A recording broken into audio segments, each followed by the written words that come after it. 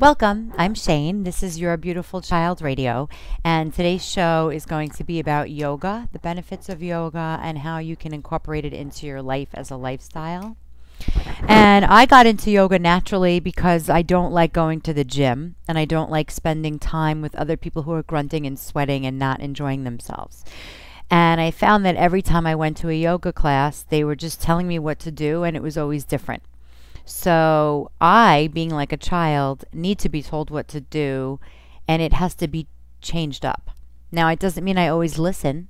And the great thing about yoga is it's different for everybody. And not only is it different for everybody, but it's different in between from one day to the next, which made a lot of sense to me. So having yoga in my life and then starting to work with children with special needs, I was getting these really long mandates of like 3 hours with a child every day. And to me, I was getting a little bit bored and I was having my own tantrums. So I would be checking my cell phone and doodling or doing all sorts of other things that weren't applicable to the children. So I Googled special needs and yoga. And I came up with this program called Yoga for the Special Child with an amazing woman named Sonia Sumar. And she has a program where you get certified in a reasonable amount of time, and it wasn't that expensive. And I went, and it changed my life because it validated all the thoughts I had in my head. At the time, I was practicing ABA therapy, applied behavior analysis, and it was very strict and it was very regimented, and it was also documenting the outcomes in front of the child. And I thought that was pretty rude. So this was a new way to incorporate learning into a child's life with using what made sense, which is what children do. They do what makes sense, and they use their bodies to show off and to get moving. And that's something that we need to do more of. So I found out after getting involved during the week that there are so many benefits of yoga that were just seemed so obvious. But building self-esteem, because if I can stand on my head, which I now can do, I'm pretty proud of myself. So it fosters taking care of yourself, which creates independence in children. Promotes self-discipline. You have to listen to the rules. I can't just start flipping out in the middle of a class. And believe me, there are times that I would like to do that.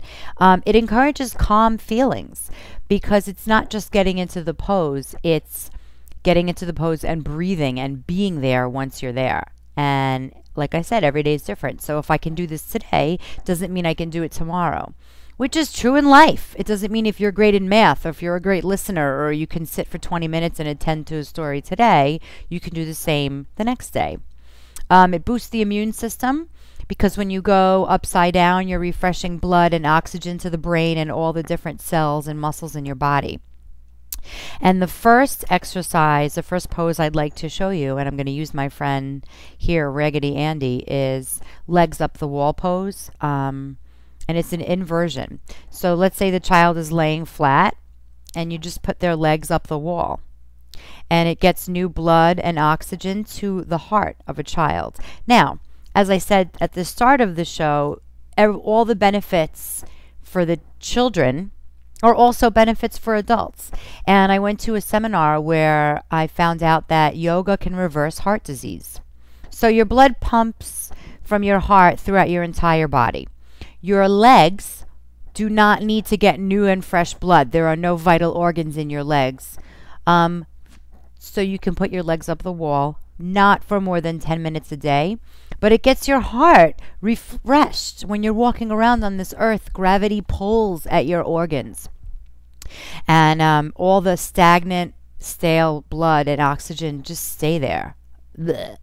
And that sounds pretty gross. So you can help yourself without depending and running to a doctor or taking only medication. It also helps digestion. So when you're getting ready to eat or you've eaten too much, the food just sort of stays in your stomach. But by doing some twisting exercises and twisting your body into like a spinal twist, you're getting the food to be broken down. And so it will release the pressure of having gas, which in children can really hurt. And a lot of children with autism tend to have gastro problems. And so having those problems basically creates unease for a child. And a child who is not feeling good and can't express how they're feeling acts out. And then they have a tantrum and they're not learning. So there's one specific way that yoga really helps children with special needs is it helps them to learn.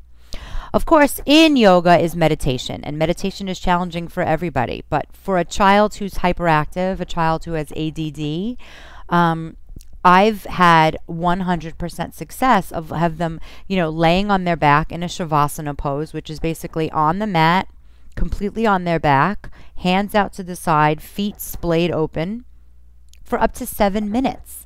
Now, I refer to a child, 7 minutes for a child who couldn't sit for 1 minute is pretty amazing.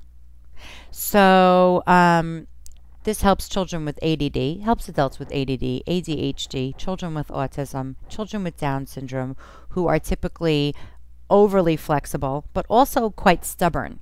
So it teaches them to join what their body does naturally and be accepted for it. If you accept and join a child who, let's say, is stubborn, they will tend to respect and listen to you more with non-preferred activities. So it's really, really important to know the children you're working with, but all children can benefit from yoga, even from opening the yoga mat. Opening the zipper is fine motor skills. It builds strength and flexibility in fingers, besides the entire body. So many people think because children with autism can't join our world, they don't know what we're trying to get them to do, but they often do yoga naturally anyway.